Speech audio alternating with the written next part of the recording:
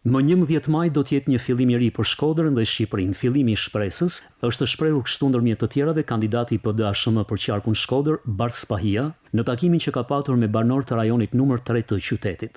Spahia i ka ftuar banorët që të votojnë masivisht numri 1, përfshirë këtu edhe socialistët e zhgënjur nga keqëqeverisja 12 vjeçare e Edi Ramës, siç u shpreh Spahia. Kjo dëshirë dhe ky entuziazëm për të ndryshuar këtë realitet tregon se akoma ka shpresë, se qytetarët përtej çdo dhune, presioni, kanë zgjedhur të mos përkulen, por të qëndrojnë me dinjitet parimeve dhe vlerave që askush më mirë se Shkodra nuk i përfaqëson. Le të bahemi fryma e vërtetë e ndryshimit që kërkon gjithë Shqipëria.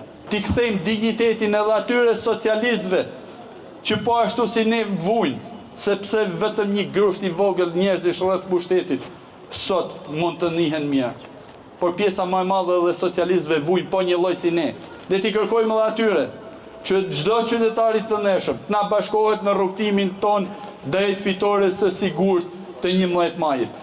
Ditët e mbetura deri në zgjedhjet e së dielës të 11 majit duhet na shërbejnë për të punuar edhe më shumë me çdo qytetar që t'i drejtohen kutive të votimit, duke mbështetur programin e Partisë Demokratike dhe Aleancës për Shqipërinë Mallshtore. Ishte kjo ftesa që u bëri kandidati Spahia të pranishmëve në këtë takim.